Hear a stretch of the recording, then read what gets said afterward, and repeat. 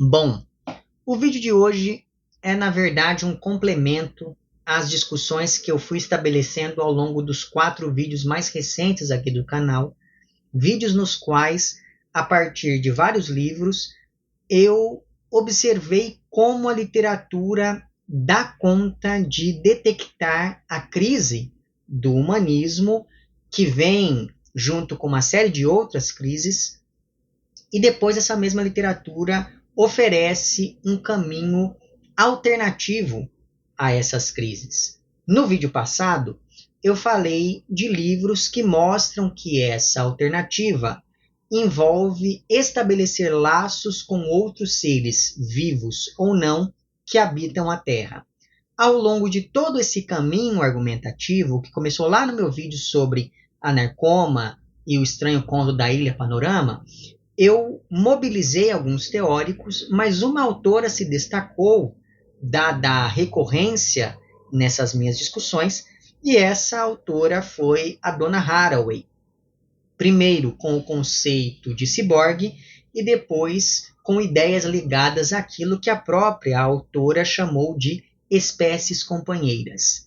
Por isso mesmo, no vídeo de hoje eu vou falar de 3 textos, sendo que um deles é um conto de ficção especulativa escrito pela própria Donna Haraway, e o nome desse conto é Histórias de Camille, As Crias do Composto.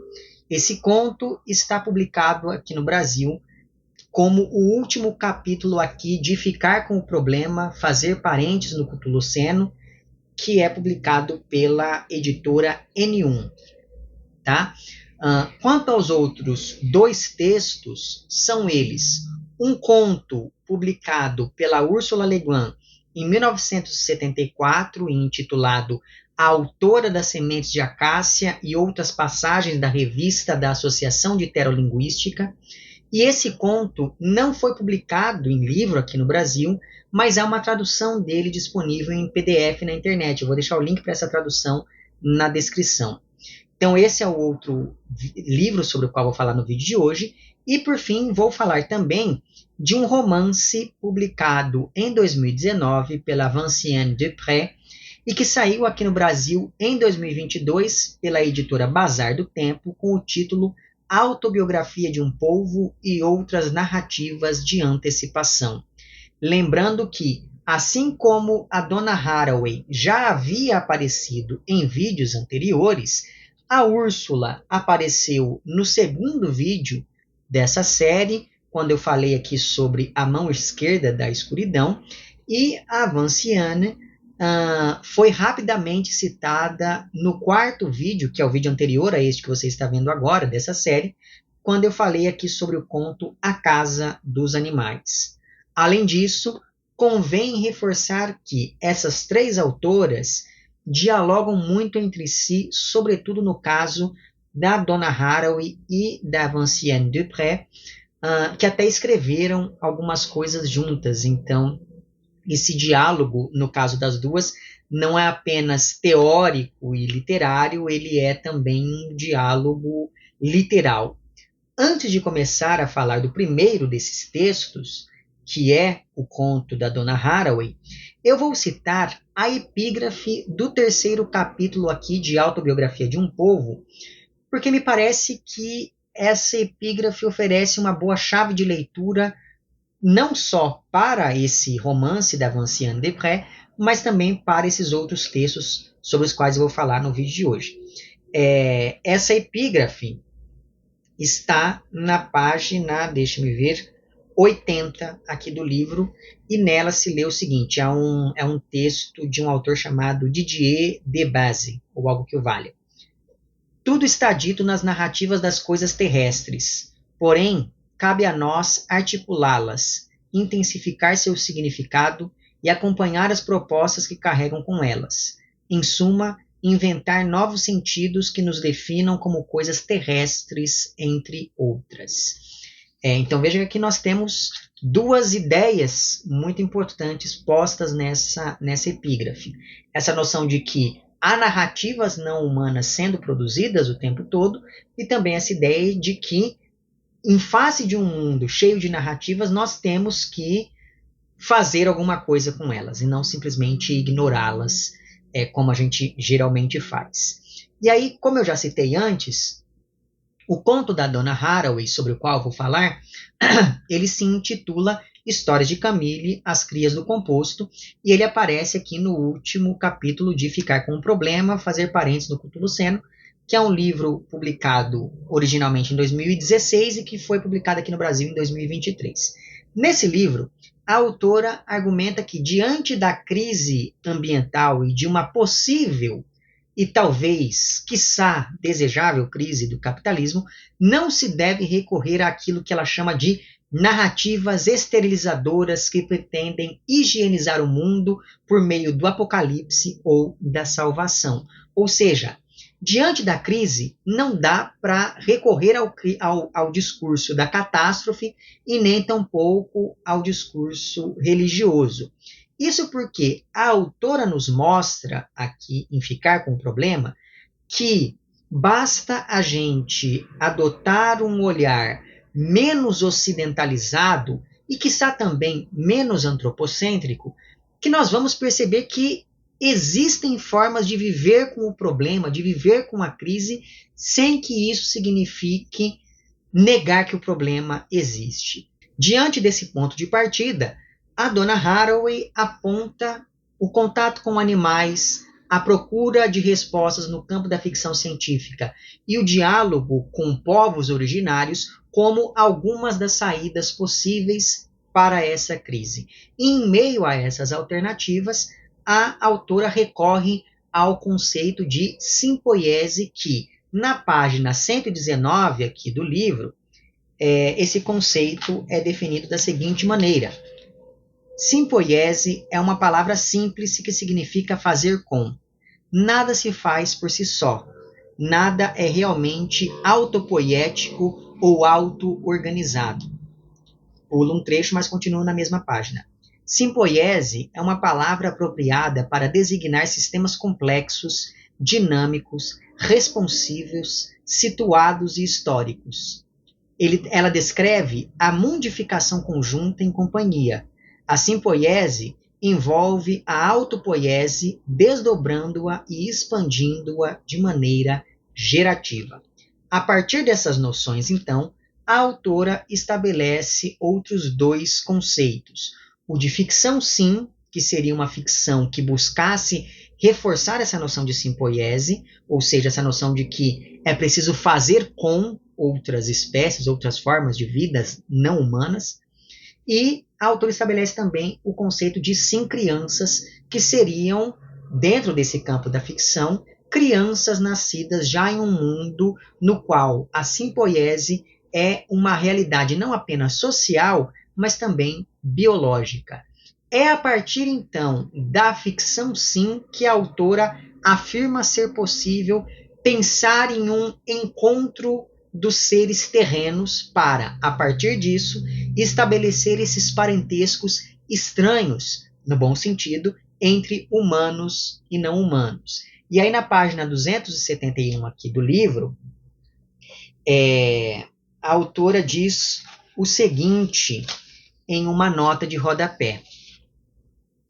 Herdar as redes de relações afetivas e materiais em curso e voltar a tecê-las. Isto é o que está em jogo. Essas são teias necessárias para ficar com o problema. O estabelecimento de relações de parentesco envolve todas as categorias de jogadores, inclusive deuses, tecnologias, bichos, parentes esperados e inesperados e mais, além de diversos processos que, juntos, tornam insustentável a definição de parentesco como as relações formadas unicamente por descendência e reprodução ou por ascendência e linhagem. O sentido de fazer parentes proposto aqui não demanda somente deidades e espíritos situados, um ato que ainda perturba os ditos modernos, mas também uma heterogeneidade de bichos e suas persuasões biológicas. Pois bem, tendo isso em vista, em 2013, portanto 3 anos antes da publicação aqui desse livro, a Donna Haraway participou de uma oficina de escrita criativa com ênfase na produção de textos de fabulação especulativa, que é um gênero vizinho ali da ficção científica. Um dos exercícios dessa oficina era a escrita em grupos de um texto que acompanhasse um personagem vivendo em 5 gerações humanas em algum momento do futuro. A partir dessa proposta, a dona Haraway se juntou com a Vinciane Desprez para escrever sobre essas personagens chamadas Camille, sendo que a primeira Camille nasce em 2025, então me parece muito apropriado falar desse texto justamente agora. E a quinta e última Camille que nós acompanhamos nesse texto de ficção, de fabulação especulativa, morre em 2425. Diz então a autora, na página 286 aqui do livro, quando vai falar justamente desse conceito de produção do texto. No decurso das 5 gerações de Camille, a quantidade total de seres humanos na Terra, incluindo as pessoas em simbiose com animais vulneráveis escolhidos por seus progenitores, que são essas pessoas sims, e as que não fazem parte dessa simbiose, diminuiu de 10 bilhões no seu ponto máximo em 2100 até estabilizar-se em torno de 3 bilhões em 2400. Se as comunidades do composto não tivessem se mostrado, e essas comunidades do composto são esses lugares que primeiro adotam essa estratégia das crianças sims. Se as comunidades do composto não tivessem se mostrado tão exitosas e contagiosas entre as pessoas e os povos humanos desde os primeiros anos, a população mundial teria superado 11 bilhões antes de 2100. O respiro propiciado por essa diferença de 1 bilhão de seres humanos abriu possibilidades para a continuidade de muitos modos de viver e morrer ameaçados, de seres humanos e de seres não humanos. Ocorre que, antes do nascimento da Camille número 1, que é como essa personagem é chamada aqui, então nós temos 5 protagonistas, todas elas têm o mesmo nome, e isso já aponta para essa dissolução da individualidade, e a única coisa que distingue uma Camille da outra é essa numeração. Então, antes do nascimento da Camille número 1, o planeta Terra estava passando por um momento bastante complicado devido às mudanças climáticas, o que inclusive desencorajou por um tempo as pessoas de terem filhos. E ao invés disso, essas pessoas começaram a investir na construção de parentescos com outros seres. Aos poucos, a partir então desses parentescos inesperados, as pessoas acharam que o melhor a fazer com a próxima geração seria ligar essas crianças biológica e culturalmente a alguns grupos de animais que estavam seriamente ameaçados de extinção. Então, essas pessoas que passaram o tempo sem ter filhos, quando voltaram a ter filhos, começaram a estabelecer vínculos biológicos e culturais entre essas crianças e esses animais, daí essa ideia de sim-crianças, né? Pensando nessa simpoiese que passa a unir essa nova geração. Foi assim que surgiram, então, essas sim-crianças, essa geração que vivia com os demais seres vivos, e uma dessas crianças vai receber o nome de Camille e vai ser a protagonista dessa narrativa. A Camille era uma criança parceira de uma determinada espécie de borboletas, e por isso mesmo ela recebeu um conjunto de genes dessa espécie de borboletas que fez com que essa menina desenvolvesse traços e características desses parceiros animais.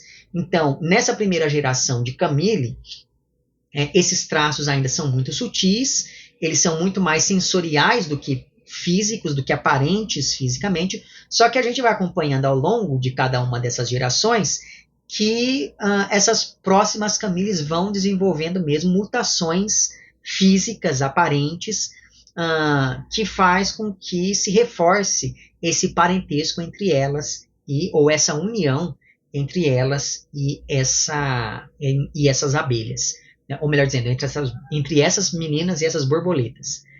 Então veja, essa nova geração, né, da Camille 1, que foi a primeira geração dessas sim crianças, ocupa um lugar intervalar e ambíguo entre a humanidade e essas outras formas de vida, mais ou menos como acontecia antes com a noção de ciborgue que a própria dona Haraway estabeleceu em 1985 com a publicação aqui do Manifesto Ciborgue.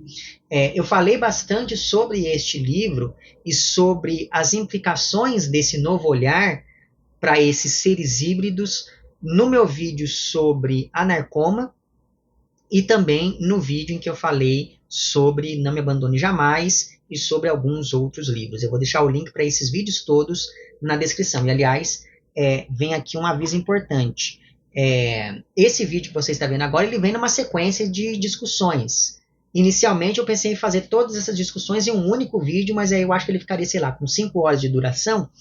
Então, eu fragmentei essa discussão única em vários segmentos. Isso significa que talvez você consiga aproveitar mais dessa discussão se você tiver visto os vídeos anteriores em sequência.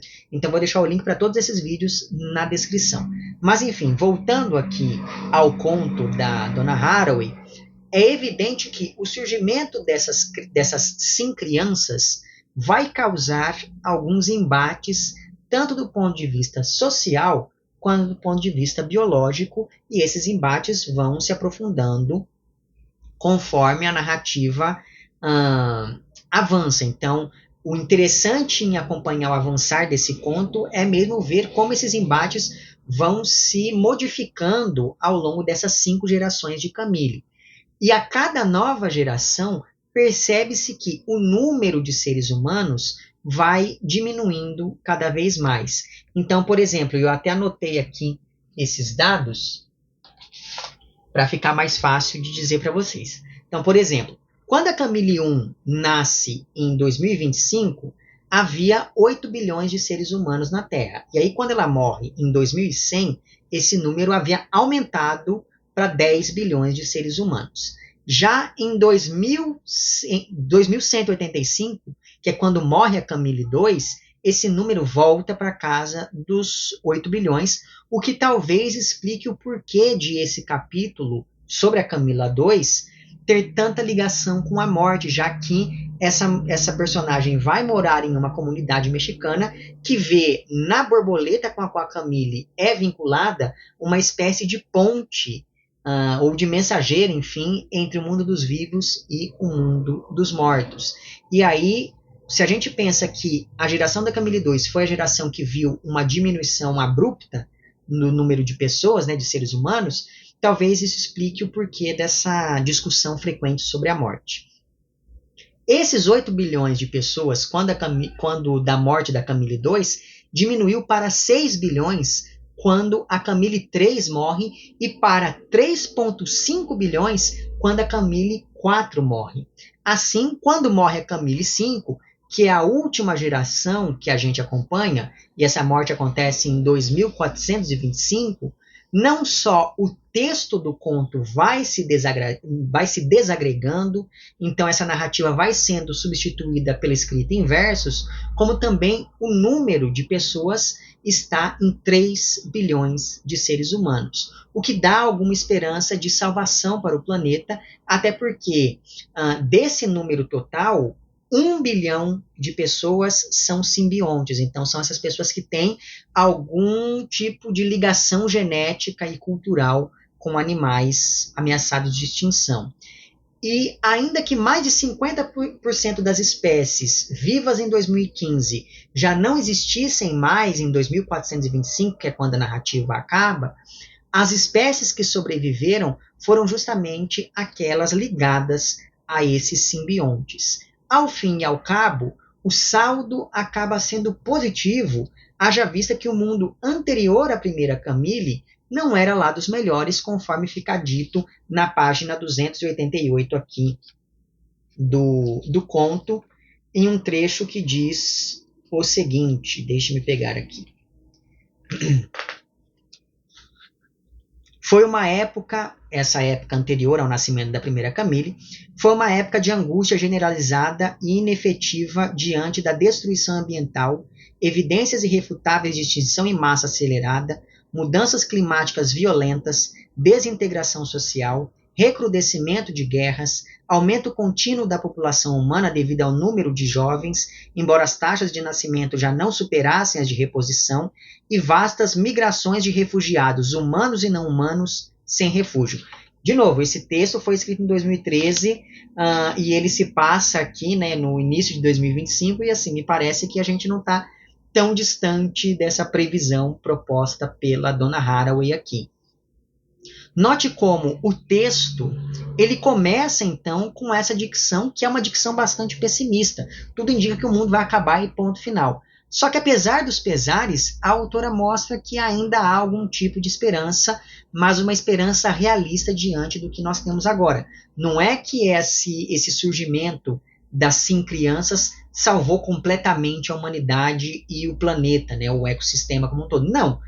Há ainda muito o que fazer, como eu disse, 50% das espécies foram de fato extintas, mas ainda assim resta ali algo a ser feito diante dessas iniciativas de fazer com entre humanos e não humanos.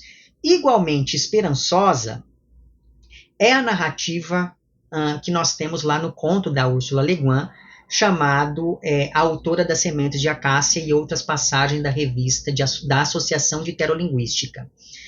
Mas antes de falar um pouco desse conto da Úrsula, eu vou ler a epígrafe do 2º capítulo aqui de Autobiografia de um Povo. Essa epígrafe está na página 38, e nela se lê o seguinte, é uma epígrafe retirada de um texto do Michel Serret. No final das contas, quem escreve? Resposta: os viventes, sem exceção, sobre as coisas e entre eles, as coisas do mundo umas sobre as outras, os planetas sombrios, as estrelas cintilantes e as galáxias luminosas. A história começa com a escrita, mas muito antes dos humanos. Então todas as ciências entram junto com o mundo numa história nova e sem esquecimento. Então veja, aqui nessa epígrafe nós temos um dado muito importante, que é essa ideia de que não só todas as formas de vida produzem narrativas, como ficou posto na epígrafe que eu li para falar aqui, né, do conto da dona Haraway. E veja, a ligação entre esse conto da dona Haraway e a epígrafe que eu havia lido é justamente essa ideia de que não basta a gente ver essas outras narrativas, é preciso tomar parte nessa narrativa maior, é preciso fazer com essas outras narrativas, daí essa ideia das crianças simbiontes. E aqui nessa epígrafe que eu li agora para vocês, o que nós temos posto é algo muito interessante, que não se trata simplesmente de narrativas outras, mas de escritas outras, às quais a nossa própria escrita deve se juntar. E isso é muito importante para poder falar desse conto da Ursula Le Guin. E aí, como é de se supor, a grande questão desse conto vai transitar em torno do que é a língua, e por isso a autora inventa um ramo novo na ciência chamado terolinguística, que estuda a produção linguística dos animais. E alguns desses idiomas já conhecidos e estudados pela terolinguística, do momento presente ali do conto da Úrsula, são os idiomas formiga, pinguim, tubarão e golfinho, entre alguns outros, sendo que esses idiomas são designados de acordo com os animais que se comunicam através deles, e além disso, na maioria dessas outras línguas, não existem marcas que diferenciam a primeira e a terceira pessoa do discurso, o que é revelador de um modo de pensar que não leva em conta noções como a individualidade. O conto, então, é dividido, na verdade, em 3 ensaios que abordam diferentes pesquisas sobre essas produções linguísticas dos animais. O primeiro desses ensaios se chama Mensagem Encontrada em um Formigueiro. Na entrada de um formigueiro destruído, encontraram o cadáver de uma formiga e, ao lado desse cadáver, um conjunto de 31 sementes de acácia, nas quais havia uma escrita no idioma formiga que tinha sido feita com a secreção desses animais. E é por isso que os pesquisadores acreditam que o cadáver próximo dessas sementes seja o da autora dessa mensagem deixada ali naquele lugar. Acontece que esse texto que foi encontrado ali na entrada desse formigueiro destruído é completamente diferente de outros textos em formiga, o que pressupõe que esse tipo de produção já era objeto de estudo da terolinguística quando essa mensagem foi encontrada. Por isso mesmo, é possível aqui determinar, e o autor ficcional desse primeiro ensaio faz isso muito bem, algumas das características da escrita formiga. Então, por exemplo, a maior parte dos textos conhecidos escritos em formiga são de uma poesia panfletária ou então de manifestos, o que torna a literatura formiga bastante engajada com a ideia de emancipação. E isso nos indica que talvez a maior parte das autoras dessa literatura seja de formigas operárias. O conto prossegue, então, a uma análise de algumas dessas sementes, com ênfase nas sementes 30 e 31, cujo texto diz mais ou menos o seguinte: coma os ovos para cima com a rainha. E aqui vem a parte mais interessante desse primeiro ensaio, que é a seguinte: essa tradução, né, coma os ovos para cima com a rainha, rendeu alguma polêmica devido a uma possível postura antropocêntrica em relação ao texto. Porque nos idiomas humanos, pode até ser que falar com pra cima com a rainha seja algo positivo, seja algo de louvação, no sentido de, olha, viva a rainha, ou coisa do tipo. Só que, considerando que para uma formiga aquilo que está em cima pode representar perigo, já que os predadores das formigas geralmente vêm de cima, então, na verdade, esse texto não está louvando a rainha, e sim se revoltando contra essa rainha. Então, isso implica que uma tradução semanticamente mais exata, ainda que linguisticamente mais distante do texto original, seria coma os ovos abaixo a rainha. Porque essa mudança no texto original representaria também uma mudança nesse paradigma antropocentrado, digamos assim, né? Então é preciso, se você vai traduzir um texto em formiga, você tem que adotar o ponto de vista da formiga e não o ponto de vista humano. Então veja que nesse primeiro ensaio, a Úrsula nos mostra que mesmo o ato de tradução pode ter ali um viés político de algum modo. Já o segundo ensaio desse conto, né, da autora das Sementes de Acácia, é um ensaio intitulado Anúncio de uma Expedição. Ele, na verdade, é uma espécie de relatório sobre as dificuldades de interpretar e de acessar mesmo as produções dos pinguins. Isso porque, como os pinguins produziam muito no ambiente aquático, durante muito tempo, essa produção foi considerada menor quando comparada às produções dos animais aquáticos, como os golfinhos, as baleias, os tubarões. Tudo mudou depois que um terolinguista lembrou que não dá para fazer essa comparação, porque, apesar de ficar bastante tempo na água, apesar de produzir a sua literatura no ambiente aquático, um pinguim continua sendo uma ave. Um pinguim não é um animal aquático.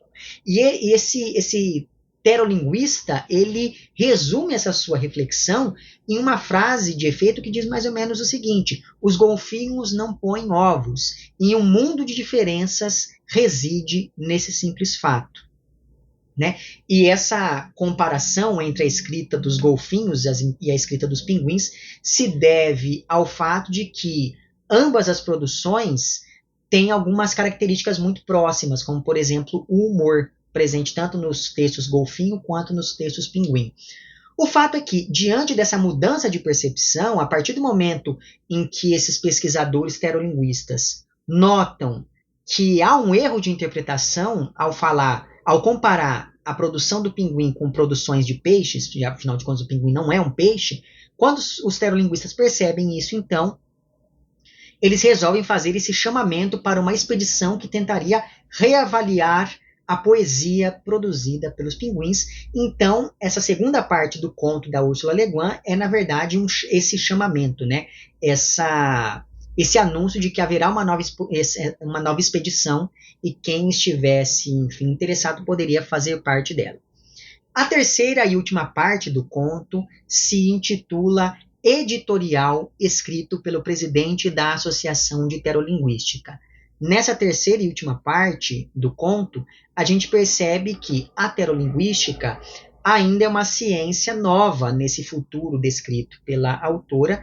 Tanto é assim que o presidente dessa associação de terolinguística está alertando aos demais membros sobre os perigos em se tornar refém da epistemologia que a própria terolinguística estabeleceu. Segundo esse presidente, é um erro manter o foco apenas na produção dos animais, já que nada em palavras pode ser completo e talvez ainda exista um tipo de arte que não tenha um propósito comunicativo.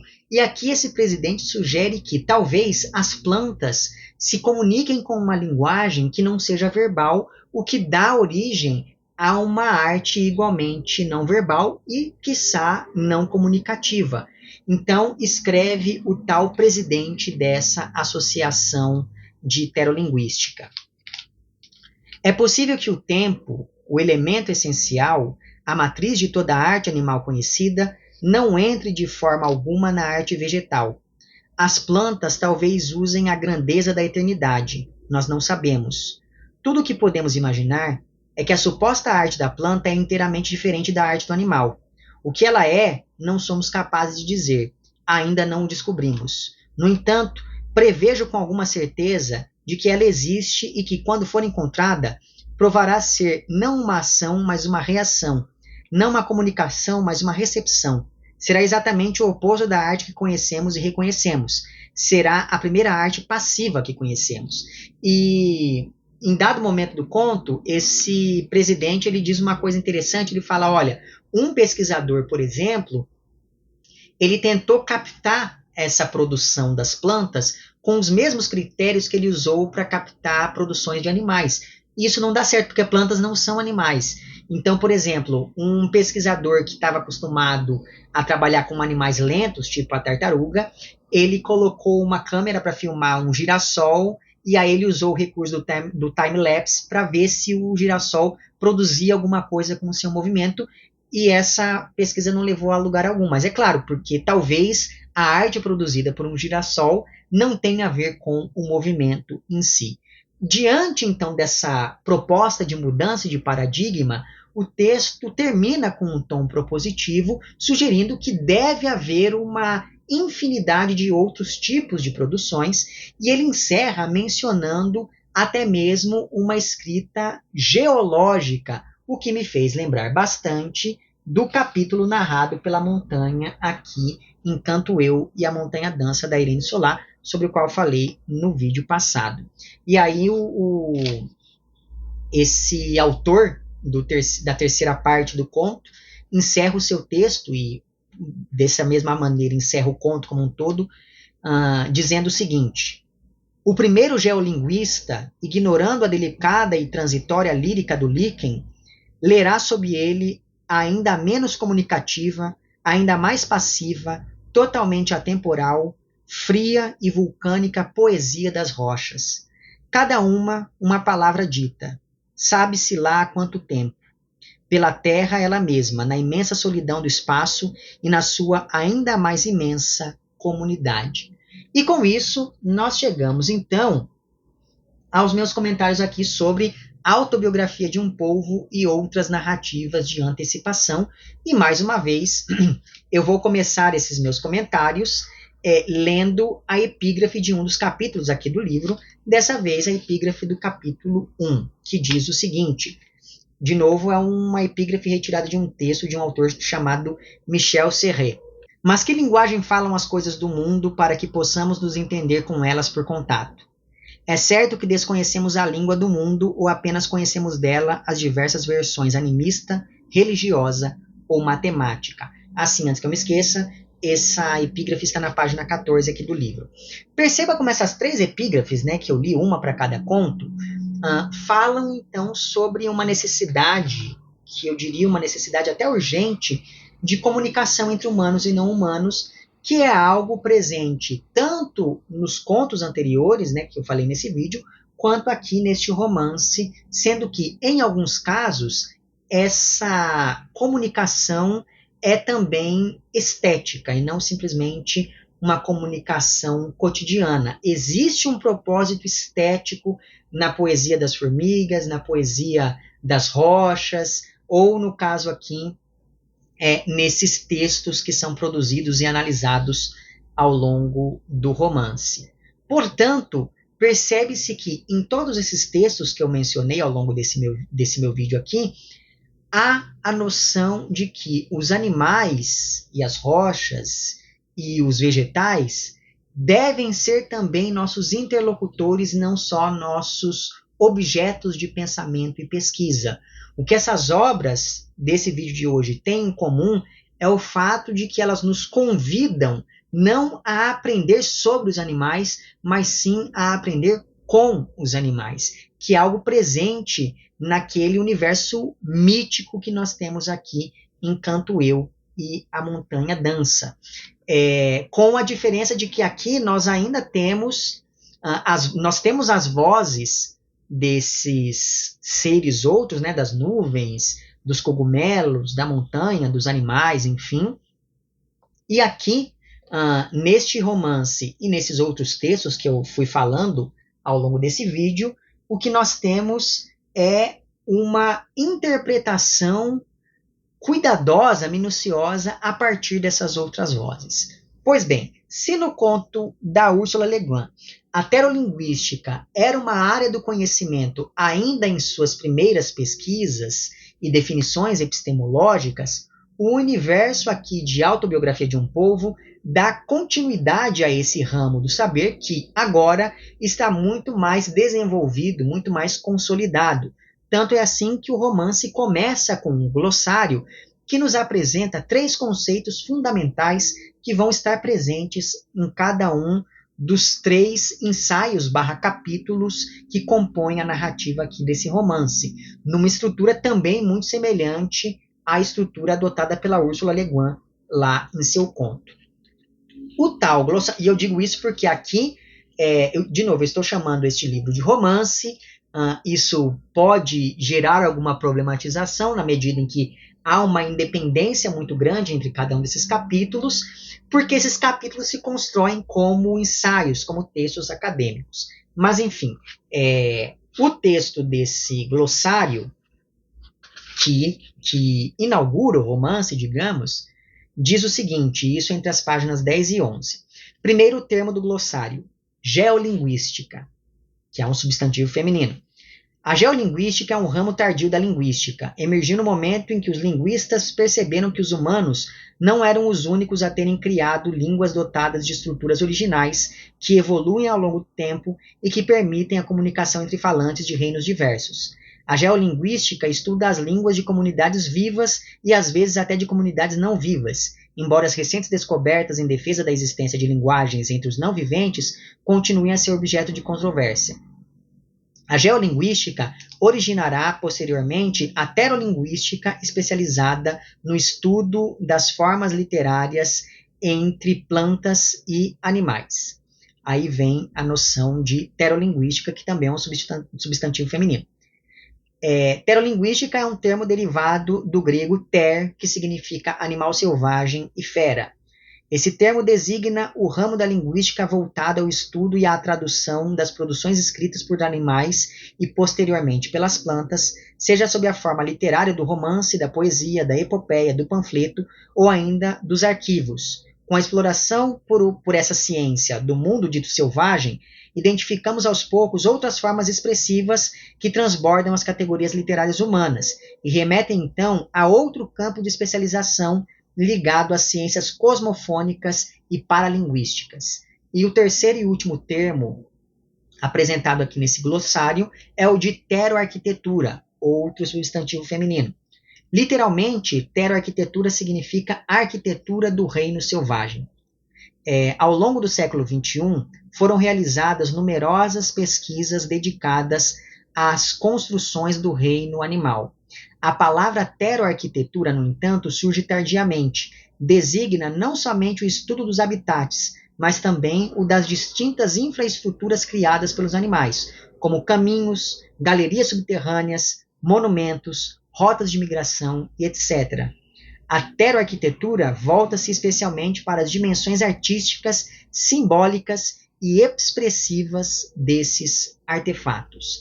Veja, de novo, né, como eu disse antes, eu chamei esse livro aqui de romance, mas assim como acontece aqui em Canto Eu e a Montanha Dança, a narrativa que nós temos aqui nesse romance da Vinciane Desprez é bastante tentacular e tem capítulos praticamente independentes entre si, o que, no caso aqui da Autobiografia de um Povo, é ainda mais radicalizado, já que o próprio estilo adotado pela autora é muito próximo do ensaio e de outros gêneros acadêmicos.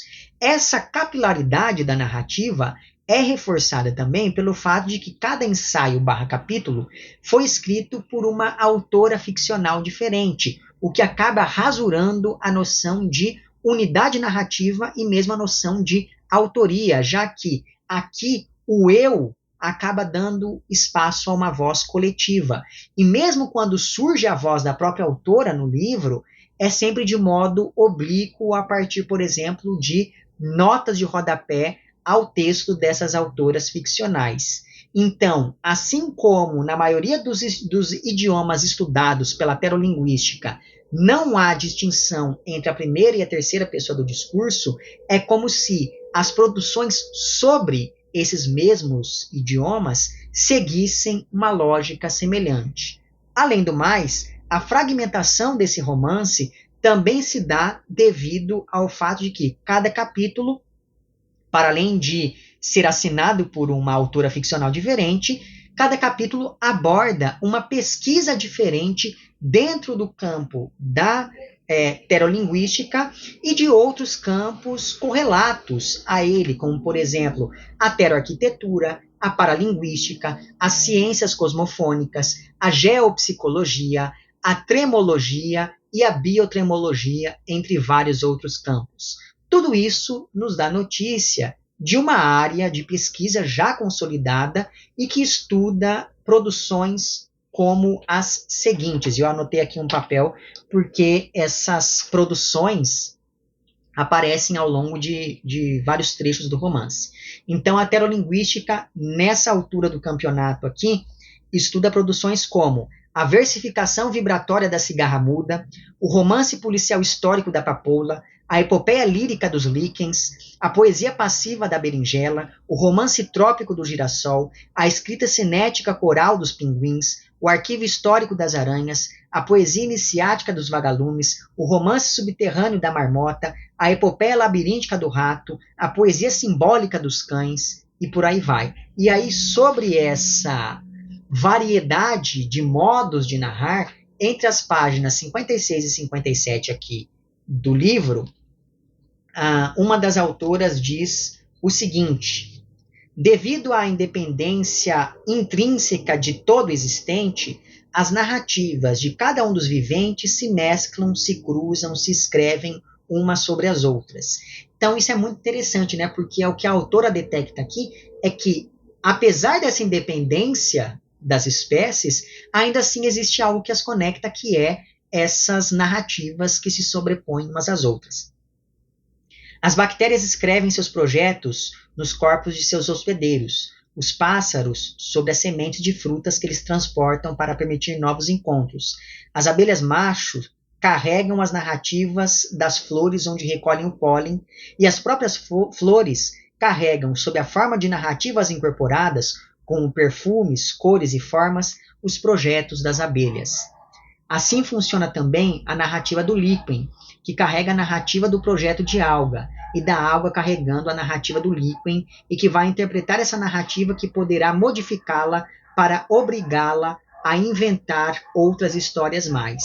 E então poderemos dizer de cada ser que ele é entremeado de narrativas de coevoluções passadas, projetadas na trama narrativa multiespecífica de coevoluções futuras. E isso dá origem, então, a essas indefectíveis pulsões criadoras. Quanto ao subtítulo do livro ser Outras Narrativas de Antecipação, veja, esse gênero, né, das narrativas de antecipação, por mais que seja um gênero muito próximo da ficção científica, ele não é exatamente ficção científica, haja vista que esse tipo de narrativa fala de um futuro não tão distante. No caso, por mais que a gente não saiba exatamente quando se passam as ações narradas aqui, as autoras desses ensaios / capítulos, elas vão soltando alguns detalhes que nos ajudam a localizar o texto em algum momento depois da década de 2030, mas ainda no século XXI,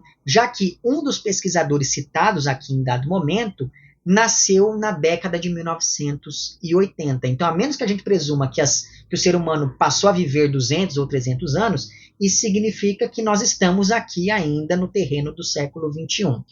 E aí, por falar nisso, ou pelo menos, nós estamos no terreno do século XXI em um desses ensaios. Pode ser que os outros se passem em um futuro um pouco posterior.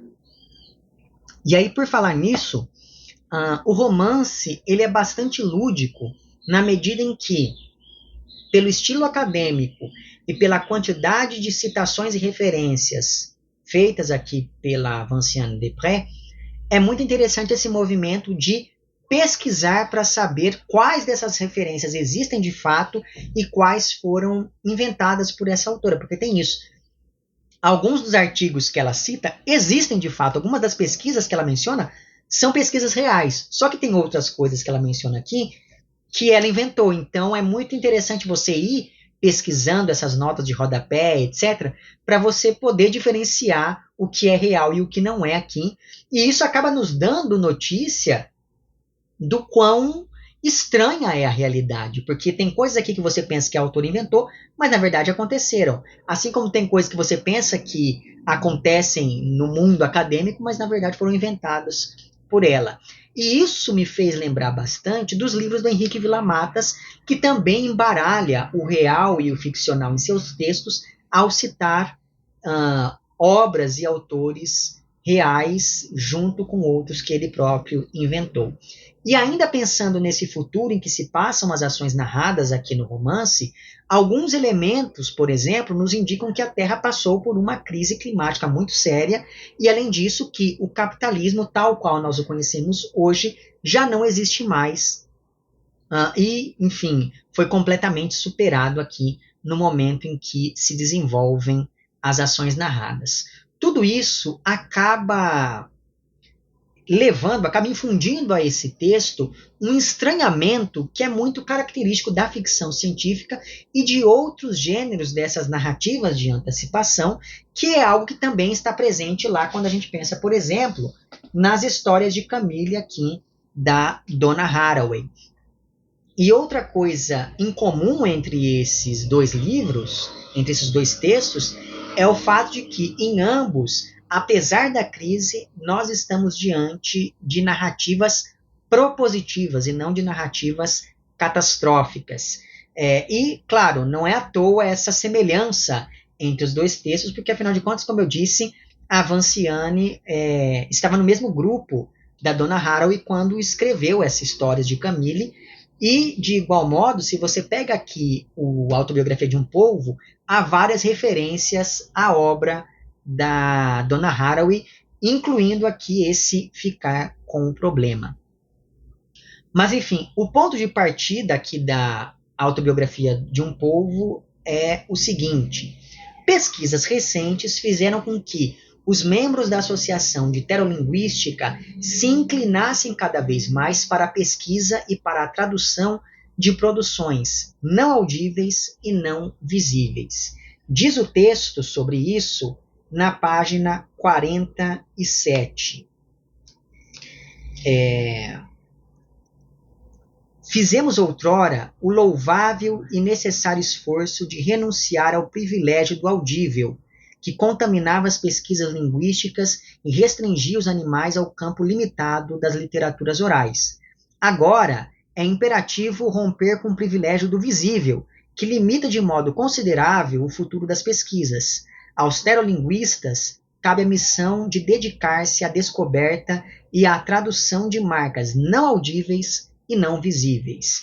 É assim, então, que nós chegamos ao primeiro ensaio / capítulo do livro, que remonta a um momento histórico significativo para a comunidade dos terolinguistas, que foi quando eles passaram a pesquisar o modo como as aranhas se comunicam usando vibração, porque afinal de contas a vibração não é nem audível e nem visível, ainda que o som também se propague lá por meio da vibração, enfim, um negócio assim, né?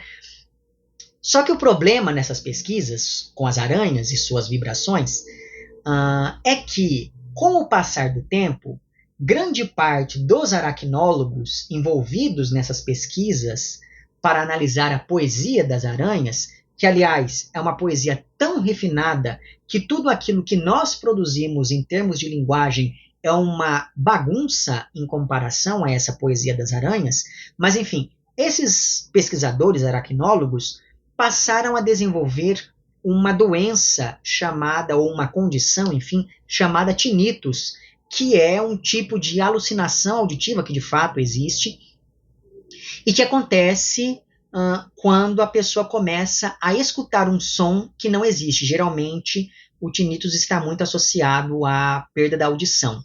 E aí, aqui nesse primeiro ensaio, o tinnitus é dito que o tinnitus cria sons fantasmas justamente para compensar essa perda progressiva da audição, que, de novo, essa perda da audição geralmente está muito associada a essa condição do tinnitus. Acontece que uma das pessoas que desenvolveu essa condição é também um dos maiores pesquisadores na área da comunicação das aranhas.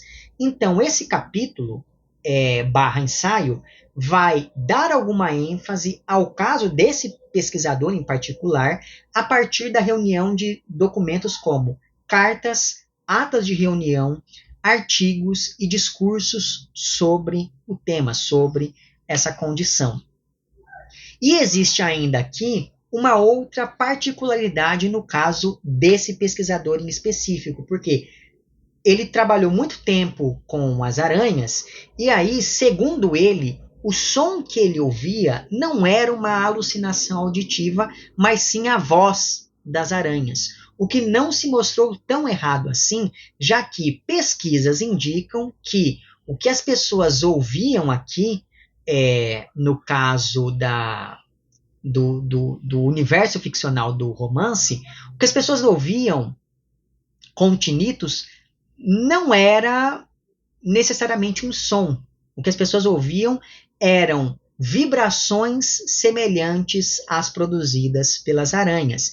E essas vibrações não só se traduzem em pensamento, como também, conforme alguns exames de imagem demonstraram, essas vibrações ativam as áreas do cérebro responsáveis pela conversação. Então, é de fato como se as aranhas estivessem conversando com os pesquisadores, porque é como se esses animais pensassem que, por causa dessas pesquisas, os pesquisadores entendessem, os aracnólogos entendessem esse outro modo de comunicação. E aí, sobre isso, existem 2 trechos que eu gostaria de ler aqui para vocês. O primeiro está na página 28 e diz o seguinte: o fato de um número cada vez maior de pesquisadores e pesquisadoras que trabalham com aranhas e empregam esse tipo de instrumento, que é o diapasão, tenha apresentado sintomas do tipo tinnitus, não deve, no entanto, nos levar à conclusão rápida que costuma ser apresentada, a de que o próprio diapasão seria o responsável. Por um lado, parece que o emprego de outros instrumentos, como por exemplo o uso de uma escova de dentes elétrica em 2013, teria provocado consequências similares. Pensamos assim ser possível aventar a hipótese de que as próprias aranhas estejam na origem dessas experiências sensoriais, sofridas por aqueles que foram suas vítimas.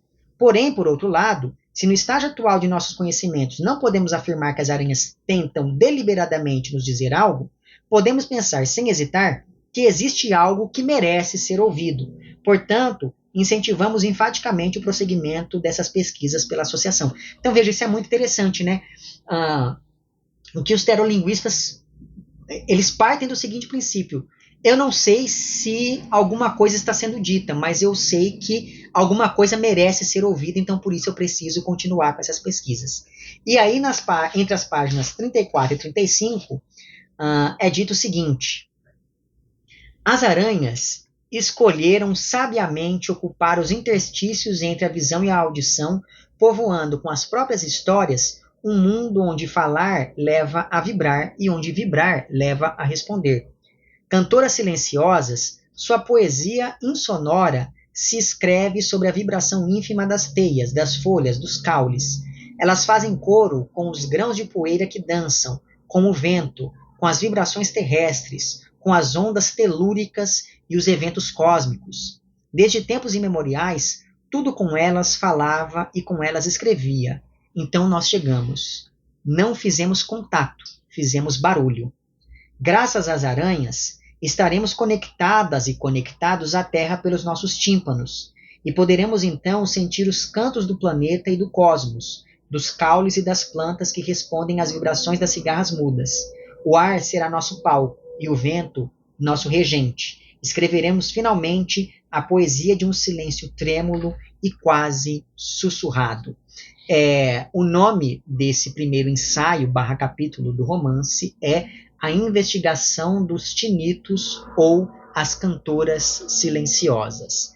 Já o capítulo 2, que é então esse segundo ensaio, recebe o título A Cosmologia Fecal entre os vombates comuns e os vombates de nariz peludo do sul. Esse segundo capítulo ele tem uma estrutura narrativa um pouco diferente. Por quê? Alguns pesquisadores organizaram a publicação de um livro por ocasião dos 50 anos da Associação de Teroarquitetura. Ou seja, nós estamos falando aqui de uma época posterior à consolidação da terolinguística. Primeiro veio a terolinguística e depois a teroarquitetura. Esse livro, então, que seria publicado por ocasião dos 50 anos da Associação de Teroarquitetura, reuniria artigos tanto dessa área quanto da área da terolinguística e, por esse caráter transdisciplinar, esse livro acabou não sendo publicado graças às dificuldades em reunir textos que conversassem de ambas as áreas. Porém, para que essa data tão importante não passasse incólume, os organizadores desse livro resolveram publicar um livreto com o discurso de inauguração do primeiro Museu de Teroarquitetura e que seria publicado como um dos capítulos desse tal livro que não chegou a ser publicado. Então, o texto que nós estamos lendo aqui é a transcrição de um discurso que não foi publicado no livro oficial, mas que teve a sua publicação independente como livreto. Como esse texto do glossário esclareceu lá no início do romance, e eu li para vocês, se a terolinguística estuda as produções linguísticas orais e escritas dos animais e das plantas, a teroarquitetura estuda as produções arquitetônicas, tanto das plantas quanto dos animais. E no caso da pesquisa mencionada aqui neste segundo ensaio capítulo, o objeto de estudo dela são os muros que os vombates constroem usando as próprias fezes.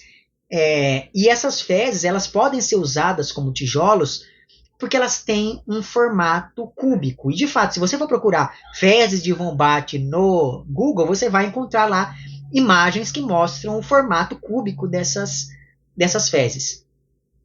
Então, eu não sei vocês, mas eu achei isso muito incrível, assim, muito impressionante que isso aconteça na vida real, né? Assim como também é real aquela ideia apresentada no ensaio anterior de que talvez as aranhas se comuniquem por meio de vibrações.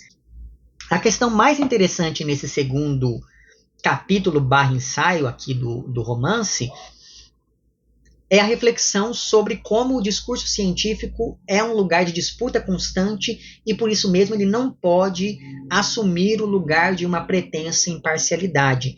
E isso me lembrou bastante da discussão que nós temos aqui em Não Me Abandone Jamais, porque nesse romance do Kazuo Ishiguro, os cientistas tentam em vários momentos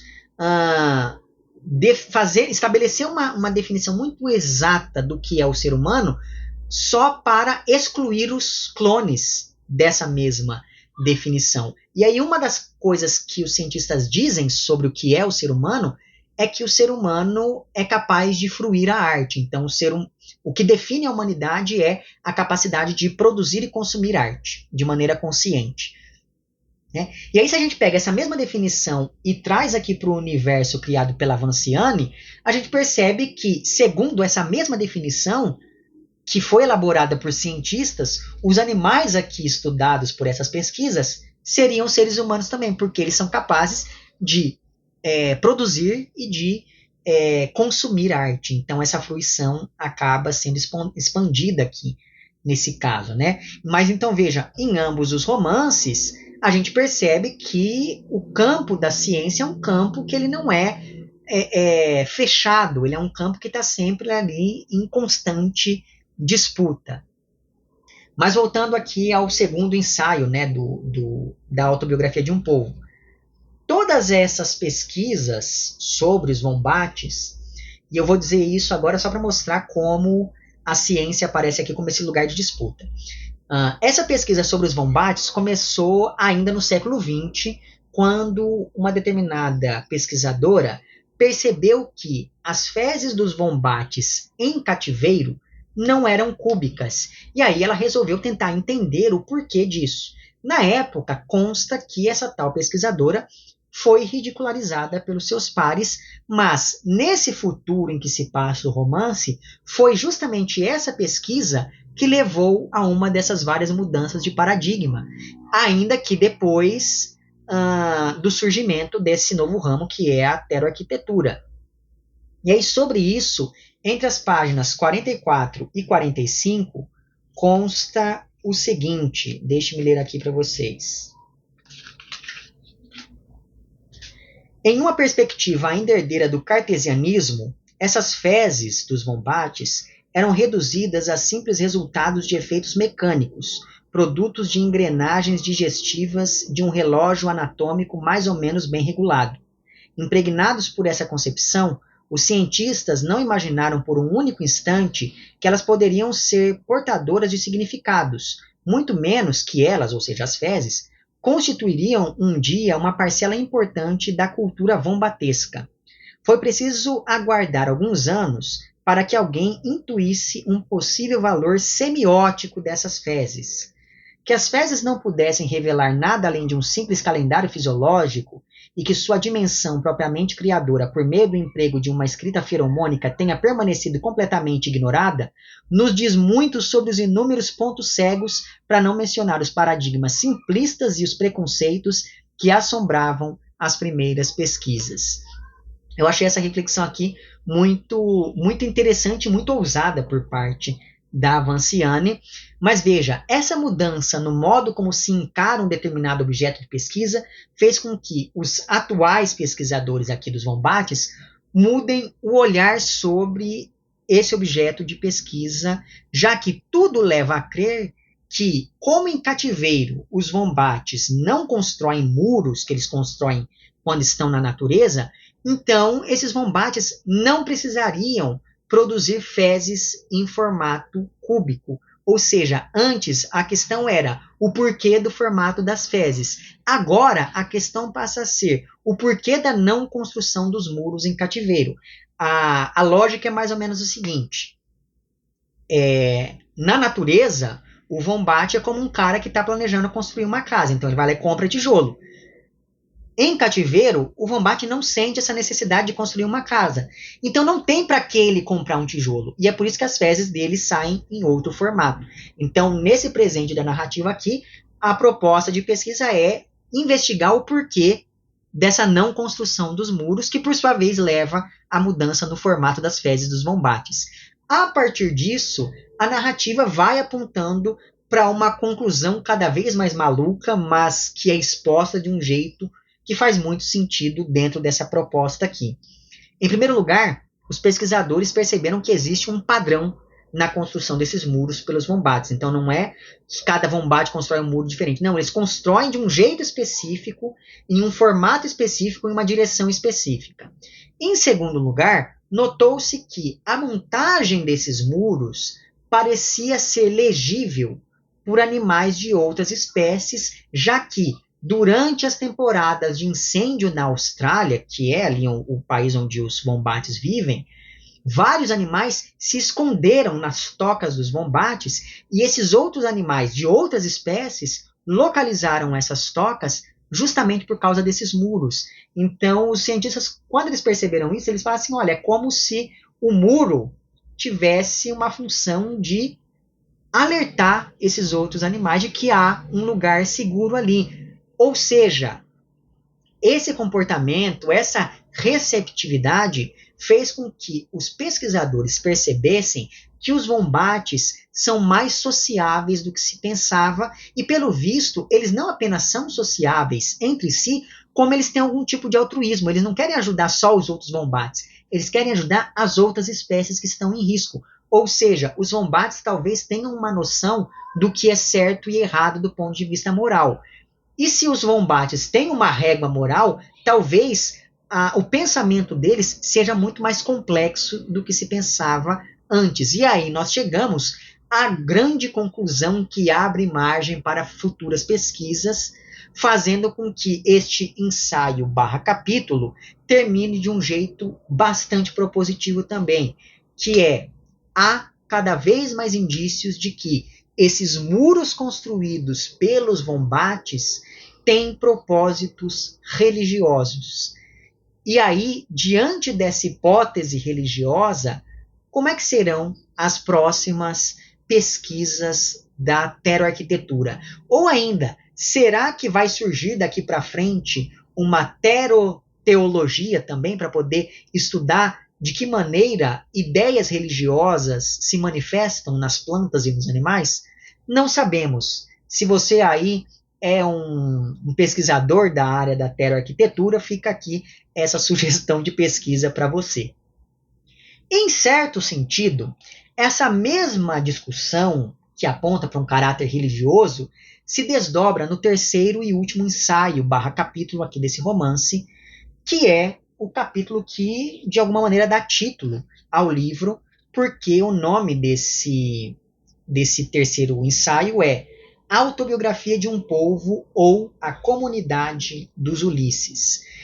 O que aconteceu aqui foi o seguinte, o ponto de partida para esse terceiro ensaio foi o seguinte, um grupo de pescadores encontrou restos de cerâmica na região do Mediterrâneo. Nessas cerâmicas havia fragmentos de textos escritos em um idioma desconhecido e esses textos foram escritos usando tinta de polvo. Inicialmente, como havia mudanças na caligrafia entre um fragmento e outro de texto, os pesquisadores pensaram que se tratava de autores diferentes. Só que aí, depois de analisar o DNA da tinta, eles perceberam que o indivíduo era o mesmo. Então, provavelmente, o texto foi escrito por um único polvo, mas que usou pelo menos 3 tentáculos para escrever ali aquele texto que agora foi encontrado. Diante, então, da descoberta dessas cerâmicas, esse grupo de pescadores entrou em contato com a Associação de Terolinguística para que alguém traduzisse esse texto. E uma das primeiras coisas que esses pesquisadores perceberam, na verdade, essa pesquisadora que foi designada para trabalhar nessa tradução percebeu, é que o idioma do povo não tem nem singular e nem plural, assim como também não diferencia a primeira e a terceira pessoas do discurso.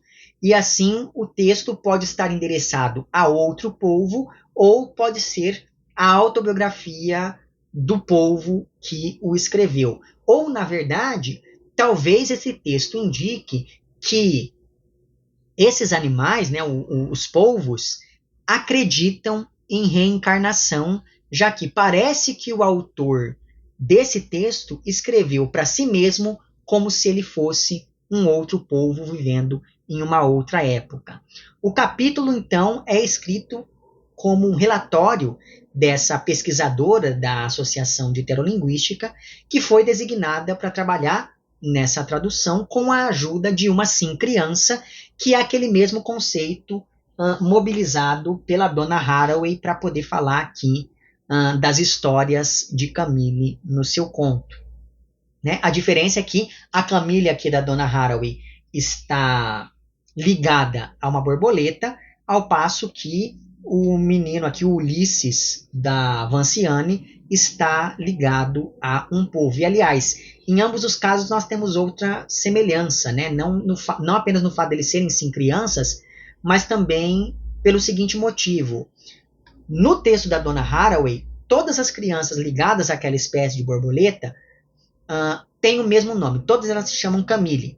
De igual modo, todas as crianças ligadas ao polvo têm o mesmo nome, que é Ulisses. Então, enquanto trabalha nessa tradução com a ajuda de um desses Ulisses, a narradora vai pesquisando também sobre o polvo, né, sobre os polvos. E esses animais são tidos como bastante furtivos. E por isso mesmo,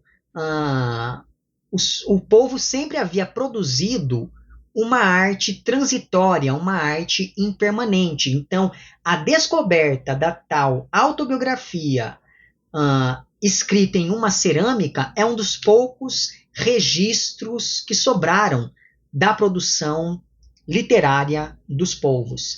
E até esse momento, sabia-se que esses animais tinham dois tipos de produção poética: os jatos de tinta e as mudanças na cor da pele, ou seja, ambas produções que não se fixam, ambas produções que se alteram conforme o movimento da luz, no caso ali da mudança da pele do polvo, ou então mudanças na direção da água, no caso dos jatos de tinta que o polvo lança. Disso resulta a questão de pesquisa, que é: por que será que esse polvo em específico resolveu escrever o texto em uma cerâmica? Seria esse texto uma espécie de mensagem na garrafa endereçada ao futuro? Ou seja, será que esse polvo, sabendo da arte impermanente dos seus congêneres, digamos assim, será que ele resolveu escrever aquilo para que essa mensagem pudesse ficar guardada ali como um sinal de alerta, como um aviso ou coisa parecida? Não se sabe. Tudo isso se complica ainda mais devido a questões ambientais dessa época aqui, desse futuro em que se passam as ações do romance.